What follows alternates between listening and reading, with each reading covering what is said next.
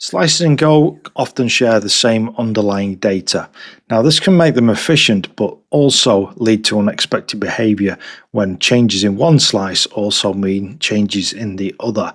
So often what you'll want to do is actually have a copy of an original slice where if you make changes in that slice it's not going to affect that original, and for that purpose you can use the copy function, and so that's what we're going to have a look at in this one. So first, let's illustrate that original point that I made. Here we're creating a original slice, and then we're going to create another one, or we're going to assign to a variable using that original slice, and then we're going to make changes in this second variable and see what actually happens to the original. So as you can see, we just have values of 10, 20 and 30 here, and then for index 0 in this assigned variable, we're actually going to change the value to 99. So we should have values 99, 20 and 30, certainly in the assigned variable, but let's see what actually happens to that original also. Go run main.go. So as you can see, both of those have the value 99 for the first item in the slice. So when we make changes to this, we're actually also making changes to the original. So we're saying here that that's not what we want, and what we want to do is actually make a copy where those changes in the copy will not affect the original. Because at the moment, using this approach, both of these are pointing at the same backing array. That's what happens when you make this kind of assignment. So let's do a similar thing except by copying this time. So here I've created a slice of integers and I've given it a variable called source. And what we want to do is actually copy into a target. So the way I'm going to create my target is I'm going to use make. So we're making a slice. This is stuff that we've done before. Slice of integers. What size do I want it to be? What length do I want it to be? Well, I want it to be the same length of source. So what I'm going to do is I'm going to use the len function and pass source in there. And therefore, this target slice will have the same length as source. And then we're going to copy. And so we use the copy function. Okay, and it's important to get the order right here. So if we go and look at this, the first argument is the destination, in our case the target, and then the second argument is the source. So we're copying into target using source. Let's go and print those out.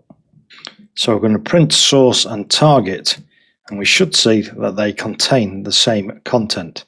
So they both contain a slice with the integers 1, 2 and 3. Okay, now let's modify.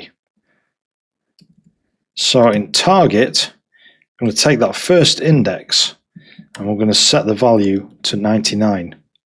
So what do we expect to see here? Well, because we're now working on a copy, only the copy should change. Let's go and check that. Okay, perfect. So as you can see, our source is now unchanged. We've created a copy. It's not referencing the same backing array. We can change this independently.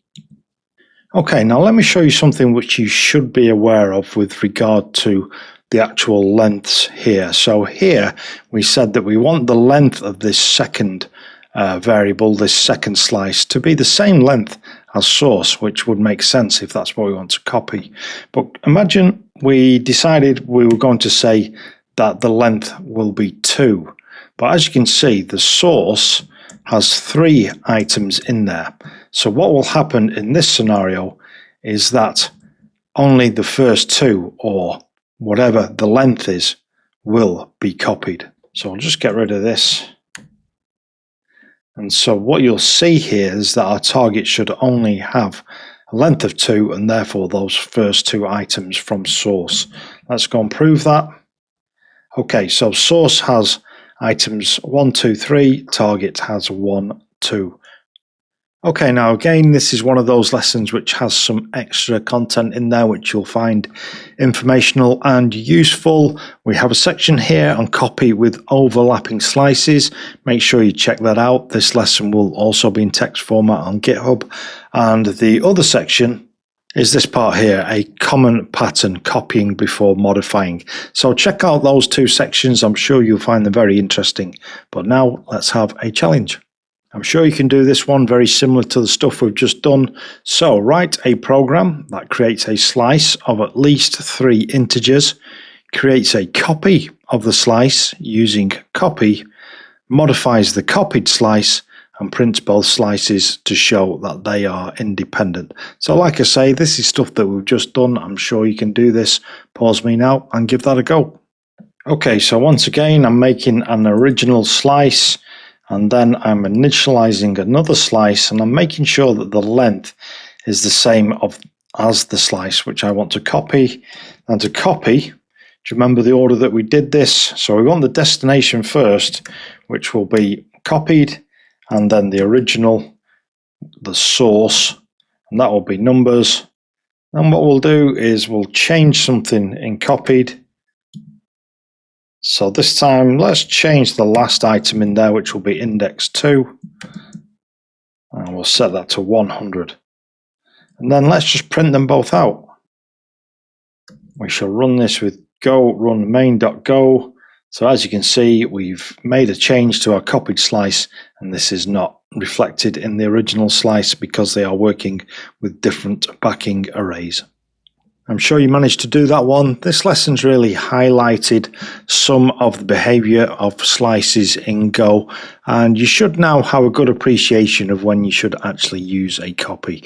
If you don't want the original slice to change when you're making modifications on another variable, then probably what you needed to do was to copy that so that you could make those changes independently. Hope you've enjoyed this one. Give the video a like. Make sure you're subscribed if you want YouTube to keep showing you more Go Bytes, and I'll see you in the next one.